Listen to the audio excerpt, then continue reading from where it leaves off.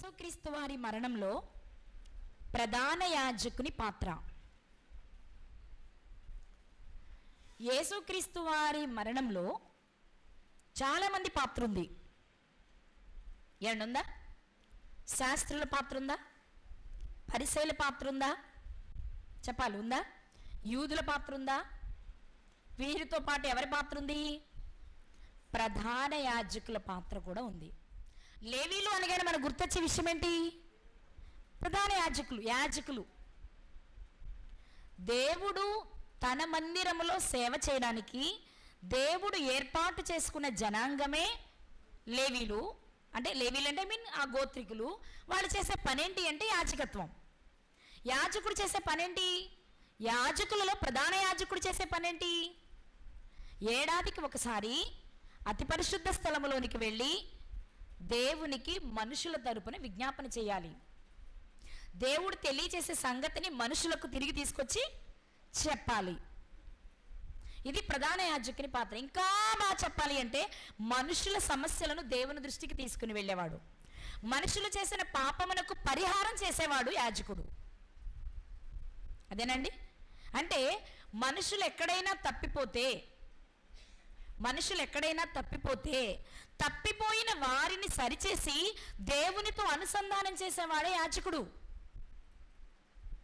కానీ దేవునితో అనుసంధానం చేయడానికి వచ్చిన యాజకుడిని పగపట్టి చంపేశారు ప్రధాన యాజకులు. అలాంటి వారిలో ప్రధాన పాత్ర పోషించే వ్యక్తి ఎవరు అంటే కయప. ఎవరండి? కయప. మనకి ప్రధాన యాజకులు అనగానే ఇద్దరు కనిపిస్తారు, అన్న, కయప. మళ్ళీ చెప్పండి, అన్న, కయప. ఎవరు వీళ్ళిద్దరు? ఏంటి వీళ్ళ చరిత్ర? చాలా క్లుప్తంగా చెప్తాను. అసలు ప్రధాన యాజకులు ఎందరుంటారు అంటే ఒక్కరే ఉండాలి. పాత నిబంధన చట్టం ప్రకారం ప్రధాన యాజకుడు ఒక్కడే. యాజకులు చాలామంది ఉంటారు. ఎవరి టైం వచ్చినప్పుడు వాళ్ళు వెళ్ళి ప్రధాన యాజకత్వాన్ని జరిగిస్తారు. వాళ్ళ పీరియడ్ అవగానే మరొకరు వెళ్తూ ఉంటారు. కానీ కొత్త నిబంధన వచ్చేటప్పటికి ప్రధాన యాజకులు వచ్చారు. అంటే ఒకటి కంటే ఎక్కువ మంది చేస్తూ వచ్చారు. ఇప్పుడు యేసుక్రీస్తు వారి మరణ సమయంలో ఉన్న ప్రధాన యాజకులు ఎవరు అంటే అన్న, కయప. వీరు ఎప్పుడొచ్చి ఎప్పటి వరకు ఉన్నారు అని గనక మనం ఆలోచన చేస్తే, బాప్తిస్మం ఇచ్చు యోహాను గారి సువార్త ప్రారంభమైనప్పుడు వచ్చి అపోస్తుల కార్యములో అంటే యేసుక్రీస్తు వారి మరణానంతరం అపోస్తుల పరిచర్య ప్రారంభించే వరకు ఉన్నారు. ఒక మాట మీకు చూపిస్తా. లూకాసు వార్త 3వ అధ్యాయము 2వ వచనం.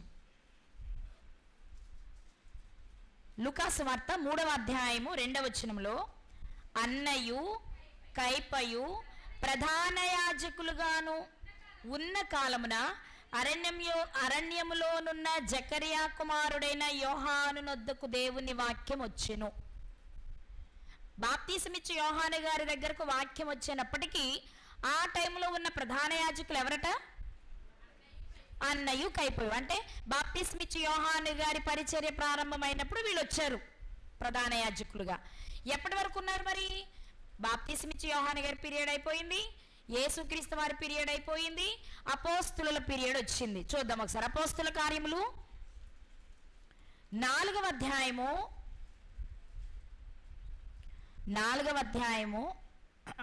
5-6 వచనాలు. మరునాడు వారి అధికారులను పెద్దలను శాస్త్రులను యెరూషలేములో కూడుకొనిరి.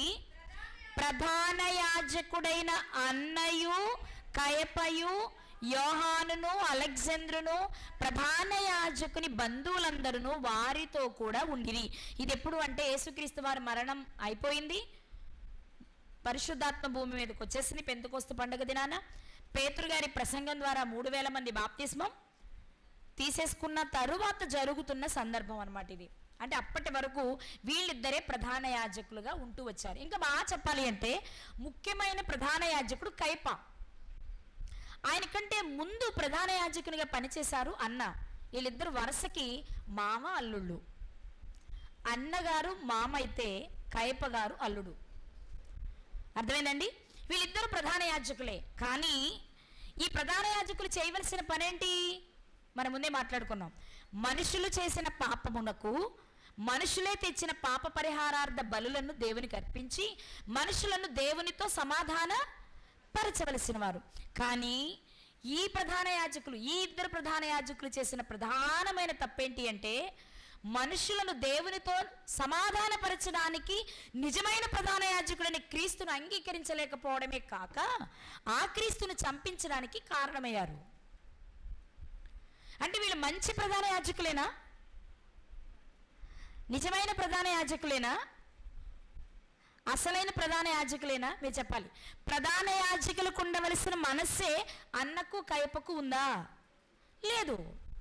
ఎందుకు ఈ మాట అంటున్నానంటే, మీకు మాట చూపిస్తాను. యోహాను సువార్త కంటే మత్తయి సువార్త బెస్ట్ అనుకుంటా. ఒకసారి మత్తయి సువార్త 26వ అధ్యాయము, మత్తయి గారు రాసిన సువార్త 26వ అధ్యాయము 14వ వచనం. మత్తయి గారు రాసిన సువార్త 26వ అధ్యాయము 14వ వచనం. అప్పుడు 12 మందిలో ఒక్కడగు ఇస్కరియోతు యూదా, ఇది మీరు పట్టుకోవాలి, ఎవరి యొద్దకు వెళ్ళి ప్రధాన యాజకుల యొద్దకు వెళ్ళి, నేను ఆయనను మీకు అప్పగించిన ఎడల నాకేమిత్తురు? ఇప్పుడు నా వైపు చూడండి. ఇస్కరియోతు యూదా గారు ఎవరు? యేసుక్రీస్తు వారి శిష్యుడు.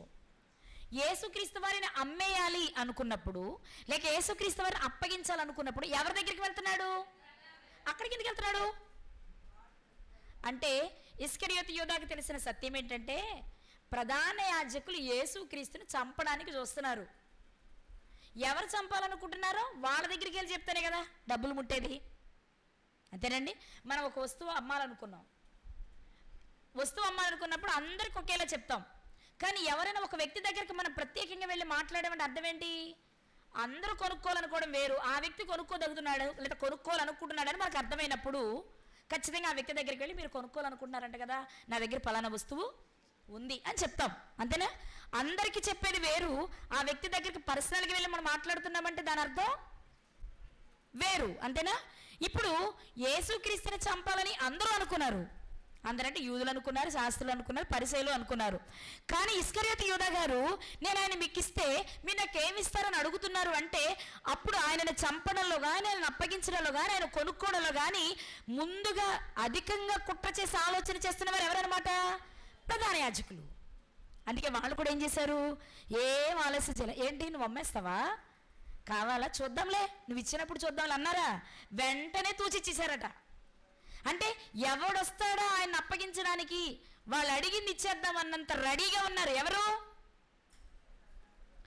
మన అంశమే ప్రధాన యాజకులు అండి ఈరోజు. ఎవరు? ప్రధాన యాజకులు.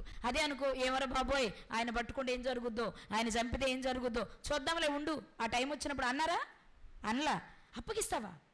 నాకేమిస్తారు అనగానే తూచిచ్చేశారట. ఏం కావాలని బేరసారాలు ఏం ఆడుకోలేదు. అంటే వాళ్ళ మనసు అంతా ఎలా ఉంది? ఎక్కడైనా సరే 1% అవకాశం దొరికిన యేసుక్రీస్తుని చంపడానికి వదులుకోవడానికి రెడీగా లేరు వాళ్ళు. అర్థమైందా మీకు? కాబట్టి యేసుక్రీస్తు వారి మరణంలో ప్రధాన యాజకుల పాత్ర ప్రధానమైనదే. ఎందుకంటే మనం ఈరోజు ఆలోచించాలి, యేసుక్రీస్తు వారు ముఖ్యంగా ఎవరికయ్యా శత్రువులు అంటే, బాగా వినాలి మీరు. యేసుక్రీస్తు వారు ముఖ్యంగా ఎవరికయ్యా శత్రువులు అంటే, నెంబర్ 1 యూదులకి, సొంత జాతి వారు. నెంబర్ 2 పరిసయ్యులు. ఆయన పరిసయ్యుడే. పరిసయ్యులు అంటే ఎవరు? ఆత్మ ఉందని, పునరుద్ధానం ఉందని నమ్మేవారిని పరిసయ్యులు అంటారు. ఇది యేసుక్రీస్తు వారు కూడా నమ్ముతారు, బోధిస్తారు. ఆయన జీవితంలోనే జరిగింది అది. ఇక్కడ ఆయన పరిసయ్యుడు కాబట్టి పరిసయ్యులకు ఆయన శత్రువు. 3 ఆయనే నిజమైన ప్రధాన యాజకుడు కాబట్టి ప్రధాన యాజకులకు ఆయన శత్రువు. మీకు ఒక్క మాట చెప్తా, ఆయనను చంపే వారిలో ప్రధాన పాత్ర 1 యూదులది, సొంతవారు. 2 పరిసయ్యులది, ఆ స్వభావం కలిగిన వారు. 3 ప్రధాన యాజకులది, అవే లక్షణాలు కలిగిన వారు. ఎందుకయ్యా వీళ్ళకి అంత బాధ అంటే, వీళ్ళంతా నకిలీలు. వీళ్ళంతా ఎవరు? పరిసయ్యుల్లో నకిలీలు, ప్రధాన యాజకుల్లో నకిలీలు, యూదుల్లో నకిలీలు. ఆయన ఎవరు మరి? యేసుక్రీస్తు వారు ఒరిజినల్కి నకిలీ పడద్దా? పడదు. అందుకే అందరూ ఒకెత్తు, ఆయనకున్న లక్షణాలన్నీ కలిగిన వారు గుంపులు గుంపులుగా ఉన్నారు. వాళ్ళందరే ఆయనకు ప్రధాన శత్రువులు. ఆ శత్రువుల్లో శత్రుత్వాన్ని పోగొట్టి దేవునితో సమాధానపరచవలసిన ప్రధాన యాజకులే ఎప్పుడు అవకాశం దొరుకుద్దా అని ఎదురు చూశారు. మీకు మాట చెప్పనా, పిలాతు శిక్ష విధించాడే తప్ప, పిలాతు శిక్ష విధించి చంపడానికి పిలాతును ప్రోత్సహించింది కూడా అన్న కైపలే. అడిగాడు ఆయన, ఏమని అడిగాడు? ఒక మాట చూపిస్తా మీకు. మత్తయి సువార్తలో చూద్దాం, 27వ అధ్యాయం. మత్తయి సువార్త 27వ అధ్యాయం.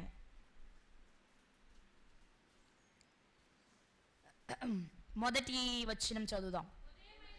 ఉదయం అయినప్పుడు ప్రధాన యాజకులను ఎవరు? ప్రధాన యాజకులను ఎవరు? ప్రధాన యాజకులను ప్రజల పెద్దలందరూ యేసును చంపవలెనని ఆయనకు విరోధముగా ఆలోచన చేశారు. ఓకేనా? ఇది ఎప్పుడు ఉదయం అయినప్పుడు అంటే ఆయనను పట్టుకున్న రాత్రి కాదు, మరుసటి ఉదయం, అంటే చనిపోయే రోజు. ఇది శుక్రవారం. గురువారం గడిచిపోయింది, శుక్రవారం ఉదయం అన్నమాట ఇది జరుగుతుంది. ఈ జరుగుతున్న విషయాలలో మీరు గమనించినట్లయితే 13వ వచనం చూద్దాం. 27వ అధ్యాయం 13వ వచనం. కాబట్టి పిలాతు, నీ మీద వీరెన్ని నేరములు మోపుచున్నారో నీకు వినబడలేదా అని ఆయన అడిగాను. అయితే ఆయన ఒక మాటకైనను ఆయనకు ఉత్తరం ఇయ్యలేదు గనుక అధిపతి మిక్కిలి ఆశ్చర్యపడెను. ఈ మాట మీరు వింటూ కిందకు వస్తే 20వ వచనం. బరబ్బానేమో విడుదల చేయాలి, యేసుక్రీస్తుని చంపాలి. చంపాలంటే కేకలు వేయాలి, కేకలు వేయాలంటే ప్రజలను రెచ్చగొట్టాలి. ఇప్పుడు ప్రజలను రెచ్చగొడుతుంది ఎవరని చదివే మనం 20వ వచనంలో? ప్రధాన యాజకులు, పెద్దలు. ఈ అల్లరి తట్టుకోలేకే కదా పిలాతు ఏం చేశాడు?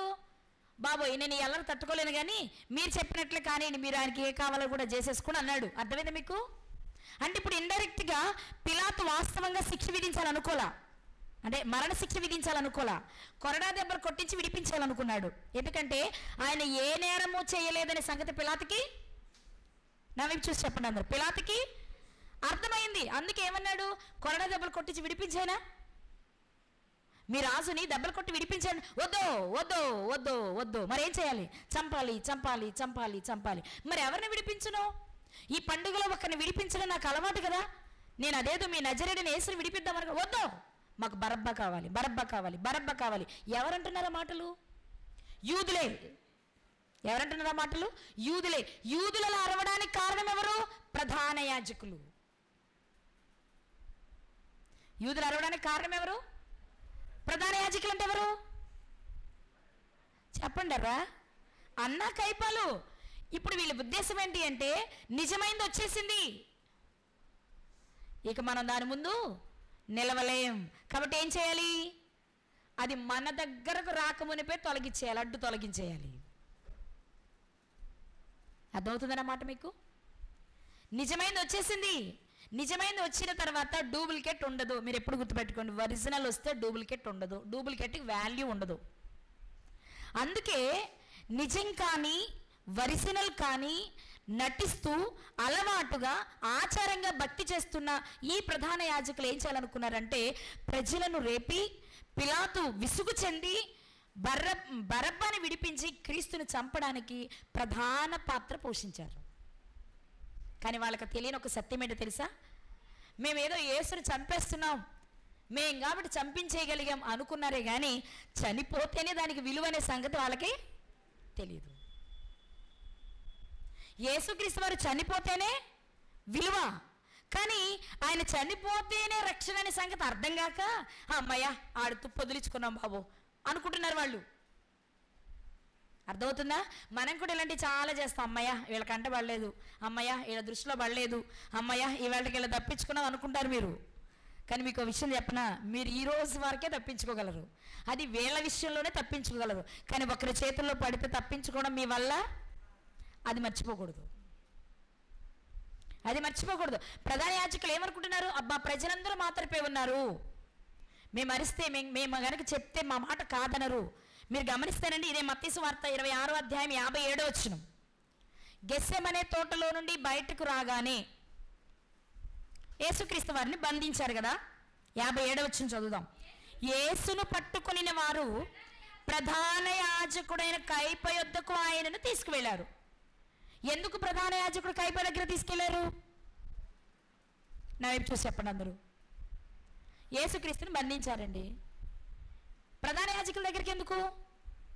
గవర్నర్ దగ్గర కదా తీసుకెళ్ళాలి, అధికారుల దగ్గర కదా తీసుకెళ్ళాలి. ప్రధాన యాజకుల దగ్గరికి ఎందుకు తీసుకెళ్లారు? వాళ్ళే కదా మరి డబ్బులు ఇచ్చింది పట్టుకోమని. డబ్బులు ఇచ్చి పట్టుకోమన్నప్పుడు పట్టుకున్న వాళ్ళు ఎక్కడ తీసుకెళ్ళాలి? డబ్బులు ఇచ్చిన దగ్గరికి తీసుకెళ్ళాలి. అర్థమవుతుందా? అందుకే ఎవరి దగ్గర తీసుకెళ్లారు? కైప దగ్గరికి తీసుకెళ్లారు. కైప నుంచి అన్న దగ్గరికి వెళ్ళాడు. అన్న దగ్గర నుంచి మళ్ళీ కైప దగ్గరకు వచ్చారు. ఇటు జరుగుతున్న తర్వాత అక్కడ కైప గారు జీవితంలో జరిగిన ఒక సన్నివేశాన్ని మీకు చెప్తాను నేను. కైప గారి దగ్గరికి వెళ్ళినప్పుడు ఆయన ఏం చెప్తున్నాడు? 62వ వచనం చూద్దాం. 26, 62. ప్రధాన యాజకుడు లేచి, నీ ఉత్తరమేమీ చెప్పవా? వీరు నీ మీద పలుకుచున్న సాక్ష్యం ఏమని అడుగగా యేసు మౌనంగా ఉన్నాడు. ఎందుకు? నువ్వు నన్ను చంపాలనుకుంటున్నావు, చంపే, ఇంక నీకు మళ్ళీ నా సమాధానంతో నీ పని ఏంటి? ఎలాగో జరగాలి, నేను చనిపోవాలి, నేను పుట్టిందే అది ఎలాగో జరిగిపోవాలి. ఆ జరిగిపోయే ప్రక్రియలో నేనే నిజమైన ప్రధాన యాజకుడిగా నిలవాలి అంటే డూప్లికేట్లైన మీరందరూ నశించాలి. అది జరగాలంటే ఇప్పుడు మాత్రం నేను చనిపోవాలి. ఎలాగో చంపడానికి నిశ్చయించుకున్నాక ఇంకా నన్ను ఎందుకు ప్రశ్నలు వేస్తామని సైలెంట్గా ఉన్నారు ఆయన. ఎవరు? యేసుక్రీస్తు వారు. ఉంటే ఈయన ఊరుకో సైలెంట్గా వండేస్తున్నారా? వాళ్ళు ఏం చేశారు? 63. అందుకు ప్రధాన యాజకుడు ఆయన చూచి, నీవు దేవుని కుమారుడు అయిన క్రీస్తువైతే ఆ మాట మాతో చెప్పుమని జీవము గల దేవుని తోడని నీకు ఆనబెట్టుచున్నాను అని వదలట్లా. ఆయన మౌనంగా ఉన్నాడు అనుకోండి, ఇంత నాకెందుకులే అనుకోని వదిలేస్తే పోయేది. వదలకుండా ఇదిగో నువ్వు దేవుని కుమారుడు అయిన క్రీస్తువేనా, చెప్పు, నువ్వు అదేనా? నువ్వు నిజంగా అదైతే జీవము గల దేవుని తోడని ఆనబెట్టి నాకు నిజం చెప్పని కెలుగుతున్నాడు. ఎవరు? ప్రధాన యాజకుడైన కైప. కెలుగుతుంటే చాలాసార్లు చెప్పనిచ్చి యేసుక్రీస్తు వారు అన్న మాట ఏంటి తెలుసా? అందుకు యేసు ఎక్కువ విస్తరించి కూడా మాట్లాడాలనుకోలేదు. ఆయన అసలు మౌనంగానే ఉండాలనుకున్నారు. మరీ కవిచి అడిగితే ఏం చెప్పారు? నువ్వు అన్నట్టే, అవును నేను దేవుని కుమారుడని క్రీస్తునే, నేను జీవము గల దేవుని తోడని చెప్తున్నాను, అన్నీ నువ్వేది కావాలి అది పెట్టుకో, నువ్వు అన్నట్టు నేను అదే అని ఒక మాట చెప్పగానే ఆయన చేసిన పని ఏంటో తెలుసా అని చెప్తూ, ఇది మొదలుకొని మనుష్య కుమారుడు సర్వశక్తుని కుడిపార్శ్వమున కూర్చుండుటయు ఆకాశ మేఘారూఢుడై వచ్చుటయు మీరు చూతురని ఏం చెప్పారు యేసుక్రీస్తు వారు? నీవన్నట్టే అని చెప్తూ ప్రధాన యాజకునికి అవసరమైన మాట చెప్పారు. ఏంటది? ఇది మొదలుకొని మనుష్య కుమారుడు సర్వశక్తిని కుడిపార్శ్వన కూర్చుండుటయు ఆకాశ మేఘారూఢుడై వచ్చుటయు మీరు చూతురని చెప్పగా ప్రధాన యాజకుడు తన వస్త్రము చింపుకొని, వీడు దేవదూష. ఏమండి నా మాట వినండి ఒకసారి. నేను క్రీస్తునే, దేవుని కుమారుణ్ణే, నేను ఇప్పుడు వెళ్ళిపోతాను, మరణిస్తాను, తిరిగి లేస్తాను, పరలోకానికి వెళ్తాను, మరలా రెండోసారి వస్తాను అని చెప్పారు. ఇంత మాత్రాన్ని బట్టలు చించుకోవాలా? నా వైపు చూడాలి మీరంతా. ఇంత మాత్రాన్ని బట్టలు చించుకోవాలా? బట్టలు చించుకునేంత బాధ ఉందా ఇందులో? మనకి యెఫ్తా గారి చరిత్ర తెలుసు కదా, బట్టలు చించుకున్నారు ఆయన. ఏంటి? మరణమగునంత బాధ ఉంది అందులో, అవునా కదా? మరి ఈయనెందుకు బట్టలు చించుకుంటున్నాడు? ఇక్కడ 2 రహస్యాలు ఉన్నాయి. ఒకటి, యాజకుడి వస్త్రము అంటే ప్రత్యేకమైంది. అర్థమవుతుందా మీకు? ఆ సన్నివేశంలో యాజక వస్త్రం కాకపోయినా యాజకుడు ధరించి ఏ వస్త్రమైనా ప్రత్యేకం, అంతేనా? దైవజనులు వాడే బట్టలు అంటే చాలా ప్రత్యేకంగా చూస్తారు. మన లోకంలో చాలా మందిని చూస్తాం, వాళ్ళు వేసుకుని విడిచిన బట్టలు ఉతకడానికి కూడా అపురూపంగా భావిస్తారు విశ్వాసులు. ఎందుకంటే దైవజనులు ధరించిన బట్టలు, దైవజనులు తిన్న ప్లేటు, దైవజనుడు పడుకున్న మంచం అంటే చాలా శ్రద్ధగా చూస్తారు వాళ్ళు. అంటే వాళ్ళు దర్శనాలు చూస్తారు, కళలు చూస్తారు, ప్రార్థనలు చేస్తారు. అదొక రకమైన భక్తి భావం ఉంటుంది లోక సంబంధంగా. పాత నిబంధనలో మనం చూస్తే చాలా మందికి ఆచారాలు ఉన్నాయి. ఇప్పుడు మనం ఆలోచించేద్దాం. ప్రధాన యాజకుడు వస్త్రాలు బైబిల్ గ్రంథంలో ప్రత్యేకమైనవి, అవునా కదా?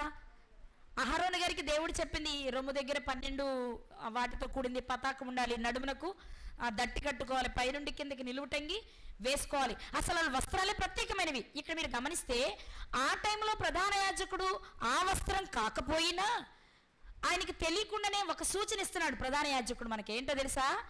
ఇక ఈ వస్త్రాలతో నాకు పని లేదు, అసలైన ప్రధాన యాజకుడు వచ్చాడు అని హింటిస్తున్నాడు.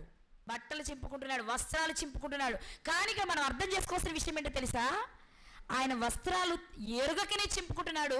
కానీ అందులో ఉన్న వాస్తవం ఏంటంటే ఇక ఆ వస్త్రాలతో ఆ యాజకులకు పని లేదు అని చెప్పడం. ఎందుకు పని లేదు? వచ్చేసాడు అసలైన ప్రధాన యాజకుడు. ప్రధాన యాజకుడు అంటే కపటము లేనివాడు, మోసం చేయనివాడు, సమాధానం కలిగిన వాడు, ప్రేమ కలిగిన వాడే ఉండాలి. కానీ ఈ ప్రధాన యాజకులు ఎలా ఉన్నారు? అవన్నీ నిండిన వారిగా ఉన్నారు. కాబట్టి ఇలాంటి వారందరినీ తొలగించి నిజమైన ప్రధాన యాజకుడు వచ్చేసాడు అని అక్కడున్న సభ్య సమాజానికి తెలియటం కొరకు దేవుని చేత చేయబడిన పని ఏంటయ్యి అంటే తాను ఎరుగకనే ఏదో ఆవేశంతో చించేసుకుంటున్నాడు బట్టలు, కానీ అందులో ఒక అమూల్యమైన సందేశాన్ని మాత్రం ఇస్తున్నాడు. ఏమని? ఇక ఈ వస్త్రాలతో పని లేదు, ఇలాంటి యాజకులతో పని లేదు, వీళ్ళిచ్చే బళ్ళుతో పని లేదు, ఇక దీనికి ఇది ముగించింది, దీనికి సమాప్తి పలికే సమయము అని ఒక ఇండికేషన్ ఇస్తున్నాడు అనమాట అక్కడ ఆయన. కానీ ఆ సంగతి ఆయనకి తెలీదు. బట్టలు చించేసుకుని ఏడ్చేసి గిలగిల కొట్టేసుకుంటున్నాడు. ఇక్కడ ఇది ఒక విషయం. ఒకటేంటి అంటే నిజమైన ప్రధాన యాజకుడు వచ్చేసాడు, వీళ్ళతో పని లేదు అని దేవుడు సూచన ఇవ్వడానికి జరిగిన కార్యమని మనం అనుకోవచ్చు. ఇక రెండవది ఏంటి అంటే పండితుల అభిప్రాయం ప్రకారం కయప ఒక సద్దుకైడట. కయప ఎవరండి? సద్దుకైడు. సద్దుకైడు అంటే యూదుడే, అంటే యూదులంటే లేవీయుడే యాజకుడు కాబట్టి, కానీ పునరుద్ధానం ఉందని నమ్మడట. అర్థమైంది మీకు? పునరుద్ధానం ఉందని నమ్మడట. అందుకే పునరుద్ధానాన్ని గూర్చిన సంఘటన జరగగానే తట్టుకోలేకపోయాడు. ఎక్కడ తట్టుకోలేకపోయాడో చెప్పి ముగించేస్తా నేను. యోహాను సువార్త 11వ అధ్యాయం 49వ వచనం. అయితే వారిలో కయపాను ఒక్కడు ఆ సంవత్సరం ప్రధాన యాజకుడై ఉండి, మీకేం తెలీదు, మన జనమంతయు నశింపకుండునట్లు ఒక మనుష్యుడు ప్రజల కొరకు చనిపోవుట మీకు ఉపయుక్తమని మీరు ఆలోచించుకొనరని వారితో చెప్పెను. అర్థమైందండి? ఇక్కడ ఏం ఎవరు మాట్లాడుతున్నారు? కయప మాట్లాడుతున్నాడు. ఏమని మాట్లాడుతున్నాడు? ఇదిగో ఎవరో ఒకరు చనిపోవడం మంచిది మనందరి కొరకు, ఆ ఒకడు ఆ మెస్సియా చనిపోతే బెటర్ అని ప్రజలను అటువైపు తిప్పుతున్నాడు. ఇదే మాట యోహాను సువార్త 18వ అధ్యాయం.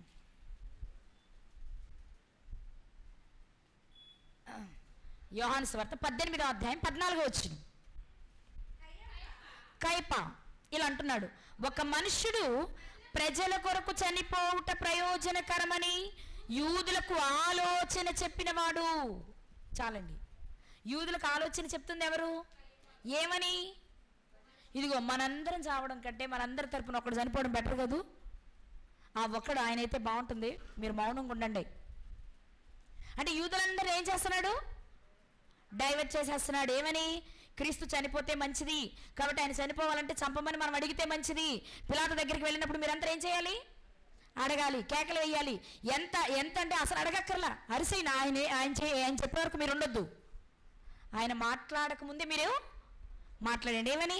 బరబ్బాను విడుదల చేయి, క్రీస్తును సిలువేయి అని అరిచేయండి. ఇక మీ గోల వినలేక జరిగిపోవాలని ప్రజలందరినీ ఒక రూట్లోనికి మార్చేసిన ఘనత ఎవరిదంటే కయపది. ఎందుకు చేశాడు అంటే ఇప్పుడు మీరు చూసారు కదా, యోహాను సువార్త 11వ అధ్యాయంలో చదువుతున్నాం మనం. 18 నుంచి మళ్ళీ 11కు రండి. మీకు ఇక్కడ అద్భుతమైన మాట చెప్తా. యోహాను సువార్త 11వ అధ్యాయం ఎవరిని గురించి రాయబడిందో తెలుసా? యోహాను సువార్త 11వ అధ్యాయంలో చరిత్ర ఎవరిదో తెలుసా? రైట్, మరియా, మార్త, లాజరు గారుల సన్నివేశం జరుగుద్ది. ఆ సన్నివేశంలోని ప్రధాన పాత్ర ఎవరిది? లాజరు గారిది. ఏం జరిగింది లాజరు గారి జీవితంలో? చనిపోయి మరలా బ్రతికాడు. నా వైపు చూడాలందరూ. చనిపోయి మరలా, ఇది జీర్ణించగలేకపోతున్నాడు సద్దూకైడైనటువంటి కయప. సద్దూకైడు అనుకున్నాం కంటే ఆయన ఏమి నమ్మడు? పునరుద్ధానం నమ్మడు. మరి ఇప్పుడు ముందే కళ్ళ ముందు ఏం జరిగింది? అది చూసి తట్టుకోలేకపోతున్నాడు.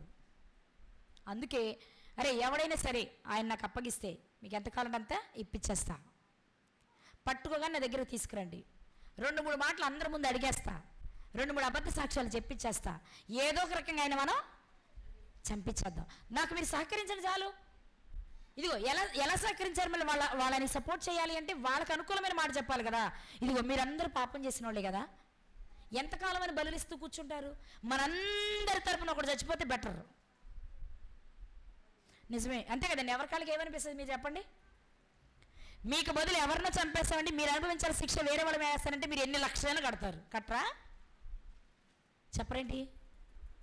మనం మర్డర్ చేసాం, నా వైపు చూడండి అందరూ, మనం మర్డర్ చేసాం, మనం ఇరుక్కున్నాం, మనకు ఉరి శిక్ష పడింది. ఈలోపు ఎవడన్నా ఒకడు వచ్చి, ఏమండి నా పిల్లలు అప్పులు పాలైపోయి తినడానికి తిండి లేకుండా వాళ్ళ కోసం నేను ఏదో ఒకటి చేద్దాం అనుకుంటున్నాను, మీకు ఉరిశిక్ష పడిందట, ఆ తప్పు నేను చేశానని నా మీద వేసుకుంటానండి, నాకు ఒక 5 లక్షలు ఇవ్వండి అన్నాడు అనుకోండి, మీరు ఏం చేస్తారు? 5 ఏంట్రా బాబు, ఇంకో 5 తీసుకుంటాం. ఎందుకు? మనం బ్రతకాలి, మన ప్రాణం ఖరీదది, అంతే కదా? ఇప్పుడు కైపా కూడా ప్రజలందరినీ ఎలా డైవర్ట్ చేశాడు? మనందరి తరపున మనం బ్రతుకుతాంగా, అందరి బదులు ఒకటి చనిపోతే మంచిదిగా, భలేగుందు. మనం చావంగా ఏం చేయమంటారు చెప్పండి అన్నారు ప్రజలు. ఏం లేదు, ఆయన సిలువేమని అరవండి చాలు. అరవడం అంటే ఆయన ఆగినప్పుడు కాదు, ఆయన మాట్లాడి కూడా అరవండి అన్నాడు, అంతే. అదే చేశారు వాళ్ళు. ఇప్పుడు ఏం జరిగింది? ఇంకో ప్రధాన యాజకుడిని చంపించేశాం, లేదా ఇంకో రాజును చంపించేశాం అనే భ్రమలో కొంత, అమ్మయ్య పునరుద్ధానం ఉందంటున్నారు, ఆయనే చంపితే ఇంక పునరుద్ధానం ఎక్కడదలే అనుకున్నాడు ఇంకొంత. కానీ ఆయనకి తెలీదు ఆయన మరలా లేస్తాడని, నిజమైన పునరుద్ధానమే ఆయన అని, అసలైన ప్రధాన యాజకుడు ఆయన అనే సంగతి ఆయనకి ఇంకా అర్థం కాలే. కానీ మీరు గుర్తించాల్సిన విషయం, మనమంతా యాజకులమేనా? మనమంతా ఎవరమండి? యాజకులం. యాజకులని మనకెవరు ఉండాలి? ప్రధాన యాజకుడు ఉండాలి. ప్రధాన యాజకుడు మనకు ఉండాలంటే ఆయన ఎలా ఉండాలి? ఎలా ఉంటే బాగుంటుంది? యేసుక్రీస్తు వారికి లక్షణాలు ఉన్నాయో లేదో ఒక మాట చూసుకుని ముగించుకుందాం. హెబ్రీలకు రాసిన పత్రిక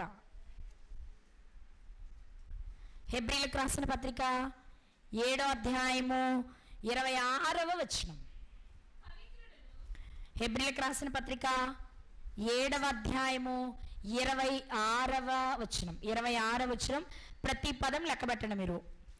పవిత్రుడును, నిర్దోషియు, నిష్కల్మషుడును, పాపులలో చేరక ప్రత్యేకముగా ఉన్నవాడును, ఆకాశ మండలము కంటే మిక్కిలి హెచ్చైన వాడునైనా ఇట్టి ప్రధాన యాజకుడు మనకంటే యాజకులుగా మారే మనకు ప్రధాన యాజకుడు కరెక్ట్గా సెట్ అవ్వాలి. మనము చీకటిలో నుండి వెలుగులోనికి వచ్చి నిజమైన వెలుగు దగ్గరకు వచ్చి మనము రాజులని యాజక సమూహంగా మారాం. మనం అలా రాజులని యాజక సమూహంగా మారాము అంటే ఏ రక్తములు కడగబడితే అయ్యాం? నిజమైన వెలుగు, నిజమైన రాజు, నిజమైన ప్రధాన యాజకుడైన మన దగ్గరకు వస్తేనే మనకు సరిపోతాం. నిజంగా యేసుక్రీస్తు అలాంటి వాడేనా? అవును. కయప అపవిత్రుడు కానీ యేసుక్రీస్తు పవిత్రుడు. కయప దోషి కానీ యేసుక్రీస్తు నిర్దోషి. కయప కల్మషం కలిగిన వాడు కానీ యేసుక్రీస్తు నిష్కల్మషమైన వాడు. కయప పాపి, అనేక మందిని పాపులుగా చేసినవాడు కానీ యేసుక్రీస్తు పాపులలో చేరక ప్రత్యేకంగా ఉన్నవాడు. కయప సద్దుకయుడు కానీ యేసుక్రీస్తు ఆకాశ మండలం కంటే మిక్కిలి హెచ్చైన వాడు. ఆ మార్గం గుండా వెళ్ళినవాడు, మరలా ఆ మార్గం గుండా రాబోవాడు. అర్థమైందండి? ఏ లక్షణాలు కైపాలో లేవో ఆ లక్షణాలన్నీ పుష్కలంగా ఉన్న వ్యక్తే మన ప్రభు అయిన యేసు క్రీస్తు. ఈయన నిర్దోషి కాబట్టి దాన్ని చూసి తట్టుకోవడం చాలా అంతెందుకండి. ఈరోజు మనం సమాజంలో చూస్తే ఎవరైనా నిజాయితీగా వర్క్ చేస్తే, అది ఏ ఫీల్డ్ అయినా కావచ్చు, ఒక మంచి డాక్టర్ నిష్కల్మషంగా వైద్య సేవలు అందిస్తున్నాడు అనుకోండి, డబ్బున్న వాళ్ళు, సరిగా చేరిన వాళ్ళు ఉంచుతారా? ఆయన్ని ఉంచరు. ఒక మంచి గవర్నమెంట్ ఉద్యోగి జీతానికి తగినట్టు పని చేస్తే, ఏమి ఆశించకుండా, లంచాలు తీసుకోకుండా నమ్మకంగా పనిచేస్తే అతను ఎక్కువ కాలం అక్కడ ఉంచుతారా? ఆ చోటునైనా ఉంచరు, ఆ ఉద్యోగంలోనైనా ఉంచరు. మనకు తెలిసిందే. అంతెందుకు, నిజాయితీగా దేవుని సేవ చేస్తుంటే ఒప్పుకుంటుందా సమాజం? భలే చెప్పేవాళ్ళు, వాళ్ళు ఎందుకు అంత నిజాయితీగా చేస్తారు, డబ్బులు తీసుకోకుండా, సన్నాలు తీసుకోకుండా చేస్తున్నారా అంటే వాళ్ళకి ఎక్కడి నుంచి? పైనుండి వస్తున్నాయి కాబట్టి మన దగ్గర తీసుకోవట్లేదు అంటారే తప్ప నిజంగా అంత నిష్కల్మషంగా పనిచేస్తున్నారండి అలాంటి వాళ్ళు ఉన్నారా? చాలా మంచిదండి, వాళ్ళ కొరకునే ప్రార్థన చేస్తాననే బ్యాచ్ లేదు. అంటే మంచిగా చేసేవారు ఎవ్వరికీ నచ్చరు. అందుకే అక్కడి నుంచి అయినా ట్రాన్స్ఫర్ చేస్తారు, అసలు లోకంలో ఉండకుండానైనా తీసేస్తారు. అది ఎక్కడి నుంచి వచ్చింది అయ్యా అంటే ఇదిగో అక్కడి నుంచే, ప్రారంభం నుండి ఉన్న పరిస్థితి అదే. డూప్లికేట్ వాళ్ళంతా ఒరిజినల్ వచ్చేటప్పటికి తట్టుకోలేక నిందలు వేసి చంపేస్తున్నాం అనుకున్నారు, కానీ ఆయన చనిపోతేనే ప్రయోజనమైన సంగతి వాళ్ళకి అర్థం కాల. కానీ వారికి తెలియకుండానే జరిగించేశారు చాలా కార్యాలు. ఒకటి, వస్త్రాలు చింపుకుని ఇక ఈ వస్త్రాలతో పని లేదు, నిజమైన ప్రధాన యాజకుడు వచ్చాడు అని సెలవిచ్చడం ఒక ఎత్తైతే, ఇదే కైప మరొక విషయాన్ని చెప్పాడు. ఇదే కైప మరొక విషయాన్ని చెప్పాడు. చూద్దాం ఒకసారి ఆ మాట కూడా. యోహాను సువార్త 11వ అధ్యాయం. యోహాను సువార్త 11వ అధ్యాయం 52వ వచనం. ఇంతకుముందు మనం చదివిన చోటేమో ఆలోచన చెప్పినట్టుగా అనిపించింది మనకి ప్రజలందరికీ. ఆ ఆలోచననే ఇదే యోహాను భక్తుడు 11వ అధ్యాయంలో ఏం రాస్తున్నాడు అంటే, యేసు ఆ జనము కొరకు మాత్రమే కాక చెదరిపోయిన దేవుని పిల్లలను ఏకముగా సమకూర్చుటకును చావనై ఉన్నాడని ప్రవచించెను. తనకు తెలిసి చేశాడో తెలియజేశాడో మనకు తెలీదు, కానీ ఒక ప్రవచనం చెప్తున్నాడు. ఏమని? జనులందరి కొరకు చెదరిపోయిన వారిని ఏకం చేయడానికి ఒక వ్యక్తి చనిపోతే మంచిది. ఇదే 18వ అధ్యాయంలో ఆలోచన చెప్పినట్టుంది, ఇదే 11వ అధ్యాయంలో ప్రవచనం చెప్పినట్టుంది. కానీ ఈ ప్రవచనం ఆయన ఎందుకు చెప్పాడు? తెలిసి చెప్పాడా, తెలియక చెప్పాడా, కావాలని చెప్పాడా, మెలికబెట్టి చెప్పాడా మనకు తెలియకపోయినా ఇక్కడ ఒక విషయం మాత్రం మనం గమనించాలి, ఆయన చెప్తేనే వర్కౌట్ అవుద్ది. ఆ ప్రధాన యాజకుడు చెప్తేనే మిగిలిన వాళ్ళు వింటారు. అందుకే అక్కడ వ్రాయబడిన మాట ఏంటో తెలుసా అండి? 50వ వచనం నుండి చదువుకుంటే మనం, మన జనమంతయు నశింపకుండునట్లు ఒక మనుష్యుడు ప్రజల కొరకు చనిపోవటం మీకు ఉపయుక్తమని మీరు ఆలోచించుకొనరు. మీకు ఆలోచన లేదు, బుర్ర లేదు, మీరు ఆలోచించుకోండి అని చెప్పి 51వ వచనం వచ్చేటప్పటికి, తనంతట తానే ఇలాగు చెప్పలేదు కానీ ఆ సంవత్సరం ప్రధాన యాజకుడే ఉండెను గనుక అతడు చెప్తేనే ప్రజలకు అర్థమవుద్ది గనుక తనకు తెలిసినా తెలియకపోయినా దేవుడు తన నోట నుండి పలికించిన ప్రవచనం ఏంటంటే, ప్రజలందరి కొరకు చనిపోవడానికి ఒక నీతిమంతుడు వచ్చాడు అని. అక్కడ ఆయన ఆ మాట అలా చెప్తేనే కరెక్ట్ పని జరుగుద్ది. ఇప్పుడు ఇక్కడ జరగవలసిన విషయం ఏంటంటే, ఒకటి, నిజమైన ప్రధాన యాజకుడు వచ్చాడని, రెండు, మన కొరకు ప్రాణం పెట్టడానికి నిజమైన బలి ఆయనే అని, రెండు విషయాలు కైపా మాటల ద్వారా ప్రజలకు అర్థమయ్యేలా చేశారు దేవుడు. వాస్తవంగా అయితే కైప ఎలాంటి వారు? కపటం కదండి. ప్రజలు ఇటువైపు ఇస్కరియోతు యూదాకు డబ్బులు ఇచ్చాడు, అటువైపు యూదులందరినీ రెచ్చగొట్టాడు, మరొక వైపు మామగారి దగ్గర సలహా తీసుకుంటున్నాడు, మరొక వైపు పిలాతు దగ్గరికి ప్రజల్ని రెచ్చగొట్టాడు. అంటే అన్ని వైపులా వలవేసి ప్రజలందరినీ మోటివేట్ చేసి యేసుక్రీస్తుని చంపడానికి ప్రధాన పాత్ర వహించింది ఎవరు? కైప గారి. కానీ ఆయనకి తెలియని విషయం ఏంటో తెలుసా? నా పని అయిపోయింది, అసలైన ఆయన వచ్చాడు అనే ఒక సమాచారాన్ని ఆ సందర్భంలో తాను చేసిన ప్రతి పని ద్వారా తెలియచేశాడు. ఇక్కడ మనం గుర్తించాల్సింది ఏంటంటే, ఎవరు ఏదో గొప్ప అనుకుంటారో వాళ్ళని దించి కూర్చోబెట్టగలడు దేవుడు. నాదేమీ లేదనుకున్న వారిని నిలబెట్టి గొప్ప కార్యాలు చేయించగలడు. అర్థమవుతుందండి? కాబట్టి యేసుక్రీస్తు వారి మరణంలో ప్రధాన యాజకుల పాత్ర ప్రధానమైనది. ఎందుకంటే వీళ్ళ పాత్ర ముగిసిపోవాలి, నిజమైన ప్రధాన యాజకుడు రంగంలోనికి రావాలి. వచ్చాడు, ఆ పని జరిగించాలి అంటే ఇవన్నీ చుట్టూ తప్పదు. కాబట్టి ఈ సందర్భం ద్వారా మరి యాజకులుగా మారిన మనం నేర్చుకోవాల్సింది ఏంటి అంటే, మన చుట్టూ ఇలాంటి వారు చాలామంది ఉంటారు, కానీ నీ జీవితంలో దేవుని ప్రణాళిక మాత్రమే నెరవేరాలి. నీ చుట్టూ ఎలాంటి వారు ఉన్నా వారిని చూసి నువ్వు భయపడవలసిన అవసరత లేదు. నీ విషయంలో దేవుడు ఒక ప్రణాళిక వేసుకొని నీ లోకానికి పంపించాడు. అది ఎలా నెరవేరుతుందో నువ్వు చూసుకొని అది నెరవేరడానికి నీ వంతు సహకారాన్ని అందించాలి తప్ప నీ చుట్టూ ఇలాంటి భయంకరమైన ప్రజలు ఉన్నంత మాత్రాన నువ్వు భయపడిపోవలసిందేమీ లేదు. ఎవరికో జడిసి నువ్వు దేవుని పని అసలే చేయక్కర్లేదు. మనం చేయాల్సింది ఏంటంటే, ప్రభువా నా పట్ల మీ ఉద్దేశం ఏంటి, ఎందుకు నన్ను పంపారు, నేనేం చేయాలి, నేను చేయడానికి నీ సహకారం నాకుంటే చాలు. ఇక భూమి మీద ఎవరిది ఉన్నా లేకపోయినా, తల్లిదండ్రుల పాత్ర ఉండొచ్చు, సహకారం ఉండొచ్చు, ఉండకపోవచ్చు.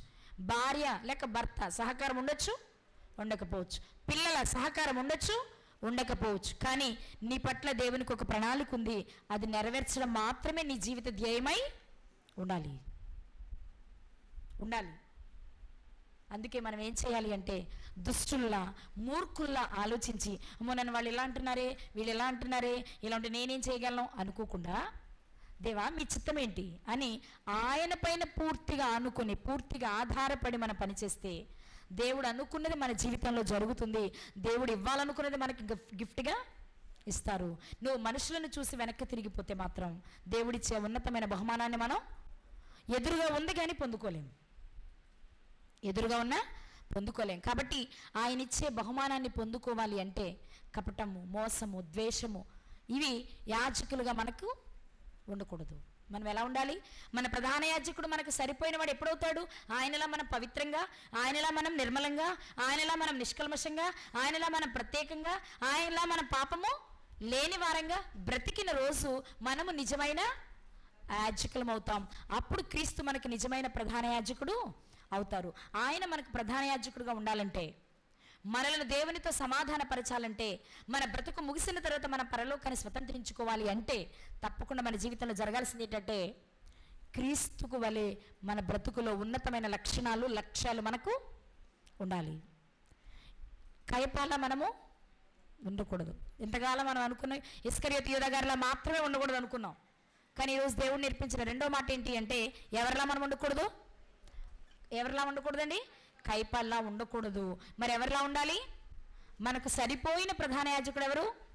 యేసుక్రీస్తు వారు. ఆయనకు తగినట్లుగా మనం ఉండాలి అంటే ఆయనకున్న మంచి లక్షణాలన్నీ మన జీవితంలో ఉండాలి. అది అంతం వరకు ఉండాలి. అలా ఉన్న రోజు దేవుడు మనకి పరలోకాన్ని ఇస్తారు. ఆ రాజ్యాన్ని పొందుకోవడానికి పవిత్రులుగా, నిష్కల్మషులుగా, దేవుని ఎదుట నిర్దోషులుగా ఉండే ప్రయత్నం చేద్దాం. అలాంటి కృప దేవుడు మనందరికీ దయచేయునుగాక. ఆమేన్.